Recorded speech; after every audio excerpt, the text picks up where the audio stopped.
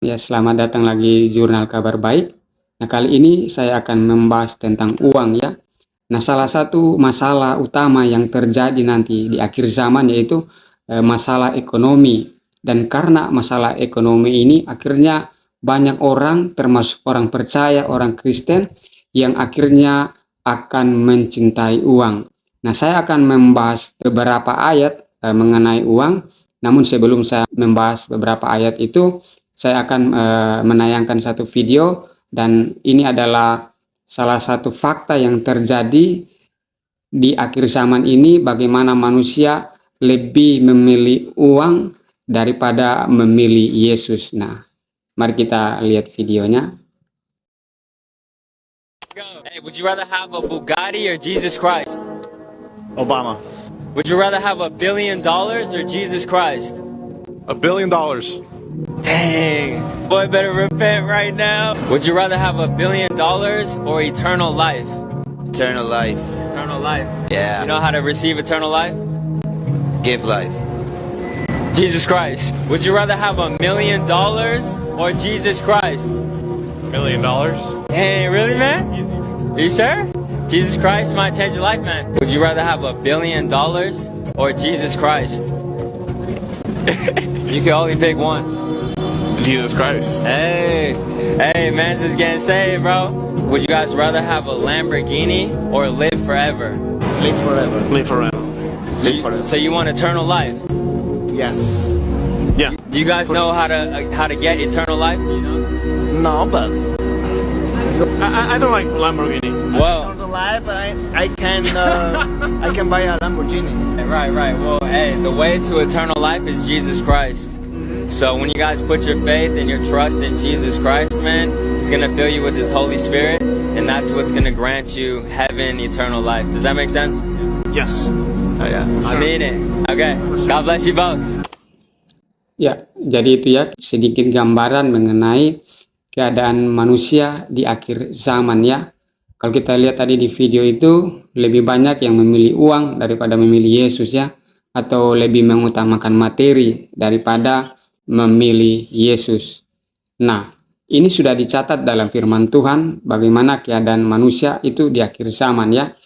Nah, di dalam 2 Timotius pasal 3 ayat 1 dan 2, di sana dikatakan bahwa ketahuilah bahwa pada hari-hari terakhir akan datang masa yang sukar. Manusia akan mencintai dirinya sendiri dan menjadi hamba uang, dan seterusnya. Jadi di akhir zaman ini sudah dinubuatkan dalam firman Tuhan bahwa di akhir zaman manusia akan cenderung mencintai uang atau menjadi hamba uang.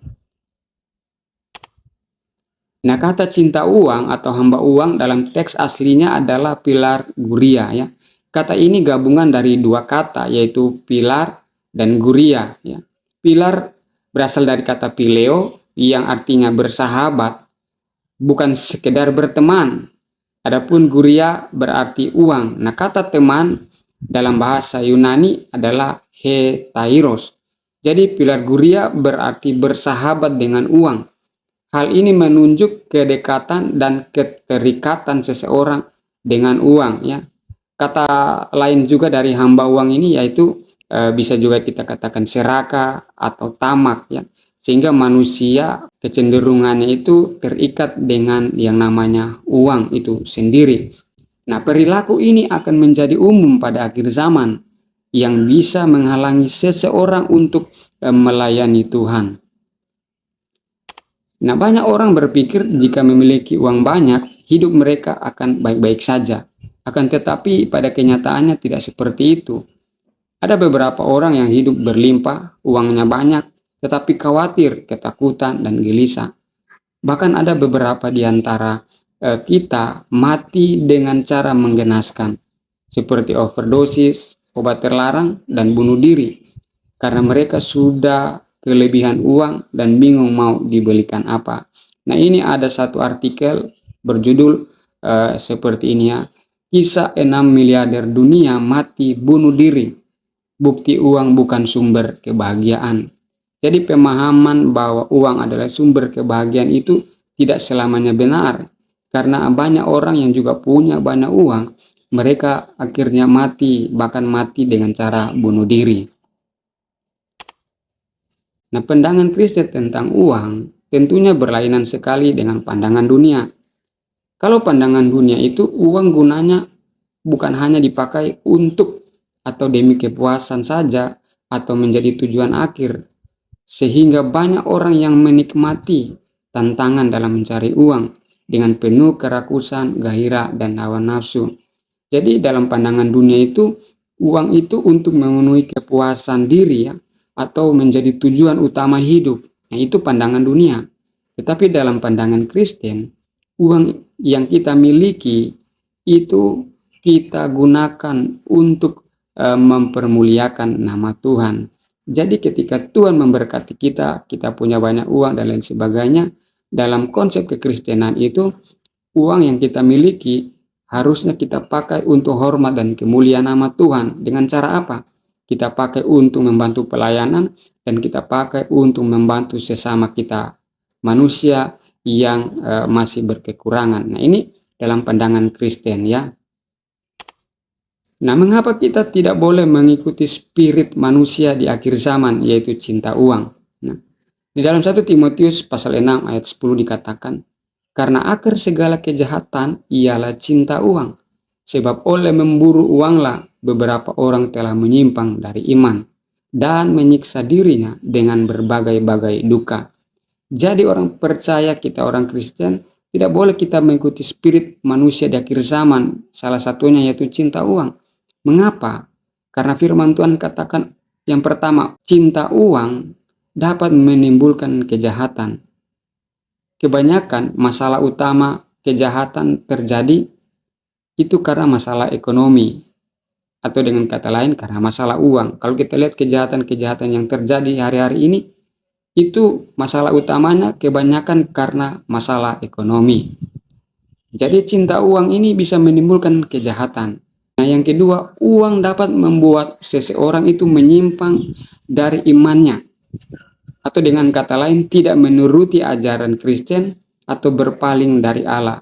Nah, banyak orang karena mengejar uang, memburu uang, mereka melepaskan imannya kepada Tuhan. Mereka meninggalkan imannya kepada Yesus. Nah, cinta akan uang bisa membuat orang menyimpang dari imannya.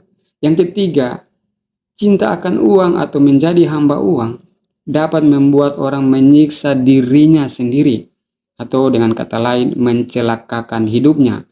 Misalnya, penuh dengan rasa khawatir, tidak lagi bersyukur, selalu merasa kurang, sedih, dan lain sebagainya. Perasaan-perasaan ini menumpuk dalam kehidupan, dalam diri orang percaya, seseorang, sehingga itu terus menyiksa dirinya, menekan batinnya, psikologisnya, dan lain sebagainya. Karena apa?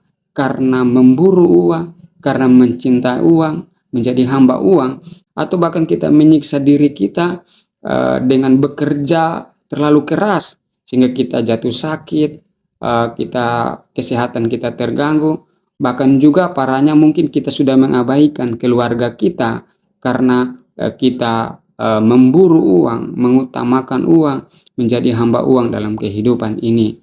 Nah, jadi sebagai kesimpulan bahwa uang itu bukan hal yang buruk ya. Di dalam firman Tuhan juga dikatakan bahwa kita juga memerlukan uang untuk kebutuhan hidup kita. Tetapi bagaimana kita mengelola uang itu berdasarkan prinsip-prinsip firman Tuhan. Nah, itulah yang lebih penting, bagaimana kita menggunakan uang itu untuk mempermuliakan nama Tuhan. Jadi itulah, semoga di akhir zaman ini kita lebih bijak lagi untuk menyikapi masalah uang ini, agar kita tidak terjebak dalam yang namanya menjadi hamba uang itu, tetapi kita menggunakan uang itu untuk hormat dan kemuliaan nama Tuhan. Demikianlah, dan Tuhan Yesus memberkati kita semua. Amin.